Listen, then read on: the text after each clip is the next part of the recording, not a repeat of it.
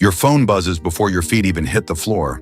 3 texts, 2 calendar alerts, and a news notification you never asked for, all before the coffee's finished brewing. You sit down at the table, and the noise doesn't stop. It just changes shape, spreading out across your whole morning like spilled water. Somewhere underneath all that noise, a quieter question keeps tapping on your heart. Is God even trying to reach me right now, in the middle of all this? Or has he gone quiet while you were simply too busy to notice? You're not the only one who's asked that question this week. Here's the truth worth holding on to. God hasn't gone silent. Your life has just gotten louder than the space you're giving him to speak into. Today we're walking through 5 simple, doable ways to actually hear from God this week, even if your calendar is packed and your house never really goes quiet. Number 1, create silence on purpose.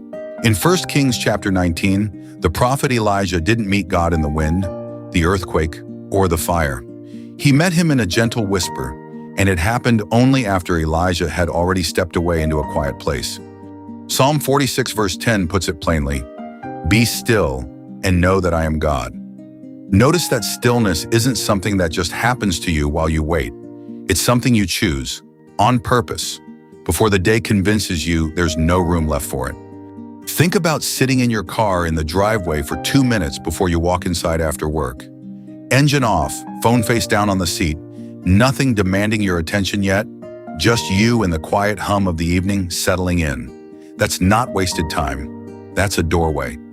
Try this today. Pick one 3-minute window. No phone, no screen, just you and the quiet wherever you can find it. It won't feel dramatic, and honestly, it rarely does. But it's the first small step toward actually noticing when God speaks. Number 2, let Scripture be the first voice you hear each day.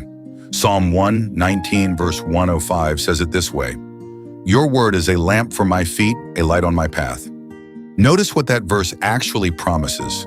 Not a spotlight for your whole life laid out all at once, just enough light for the very next step in front of you. That's usually how God guides people. One verse, one moment, one decision at a time. Picture this instead of your usual routine. Before you open a single app in the morning, you read one verse first, just one, slowly, letting it settle.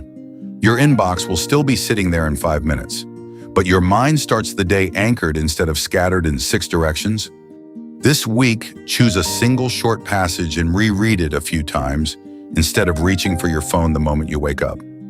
Let Scripture be the first voice you hear before the scrolling and the noise even get a chance to start. Number 3, follow the same rhythm Jesus himself practiced. Mark chapter 1 tells us that very early in the morning, while it was still dark, Jesus got up, left the house, and went off to a solitary place to pray before the crowds and the demands of the day arrived. If Jesus, fully God and fully human, needed to step away regularly to hear the Father clearly, then it's not some spiritual weakness in you that you need the same kind of space. It's simply how this relationship has always worked, even for him. Maybe for you, that looks like stepping outside for a short walk around the block before a hard meeting, or sitting alone on a park bench for 10 quiet minutes before the day swallows you whole and hands you back at 9 o'clock, exhausted. Schedule one 10-minute walk or one quiet sit this week with no other purpose attached to it. Not productive, not efficient, nothing to check off a list. Just present on purpose with God the way Jesus modeled long before you needed the reminder. Here's something worth sitting with for a second, honestly. What's the loudest thing competing for your attention today? And have you ever actually tried inviting God into that noise instead of just waiting for it to quiet down first? There's no wrong answer here. I genuinely love to hear what comes to mind, so drop it in the comments below. Number 4, write it down. In Habakkuk chapter 2, God tells the prophet plainly, "Write down the revelation and make it plain so that whoever reads it can act on it clearly." Now, to be fair, keeping a journal isn't a direct command handed to every believer in Scripture, but that pattern, putting what you notice into words, is a practical echo of something God clearly valued, clarity you can actually return to later. Picture jotting a single line into your notes app after a quiet morning or a Bible reading that stayed with you. Not an essay, not a masterpiece, just one honest sentence about what stood out and why it mattered to you today. Start one ongoing note this week, Something simple like things I noticed. Add to it whenever something in scripture, prayer, or a quiet moment catches your attention. Give it a few weeks and patterns start showing up that you never would have seen otherwise. Number 5, test what you're hearing with trusted community around you. Proverbs 15 verse 22 says, "Plans fail for lack of counsel, but with many advisors they succeed." And Paul tells the church in 1 Thessalonians chapter 5, "Do not quench the spirit, but test everything." Discernment was never meant to be something you figure out entirely alone, tucked away in your own head. Think about mentioning a nudge you felt, or a decision that's been sitting heavy on your heart, to a spouse or a close friend before you act on it. Their honest, even gently challenging response is part of how God keeps you steady and clear-headed.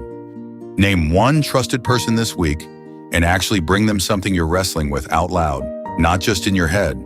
Not to get their permission, but to get their perspective, which is worth more than we usually give it credit for. Here's what I want you to walk away with today. God is not distant, and He's not withholding Himself from you out of frustration or disappointment. He's patient with you, and hearing Him is a practice you build slowly, not a performance you have to nail on the first try. None of these 5 things promise a dramatic, audible moment where the clouds part and a voice booms down. That's really not the point of any of it. What they do promise is real room, actual space, for a relationship that grows over time, the same slow way any relationship does. So maybe tonight, before you turn off the lamp beside your bed, try one simple, honest prayer. God, help me make room to hear you in the middle of my noisy, ordinary week. That's really it. Small, honest, doable, nothing complicated about it. You don't need a mountaintop moment to start listening well. You just need today, and maybe tomorrow, and the day after that. If this helped you feel a little less alone in the noise, share it with someone who needs to hear it too, and subscribe to Rooted Daily for more honest, practical ways to grow your faith. We'll see you in the next one, friend.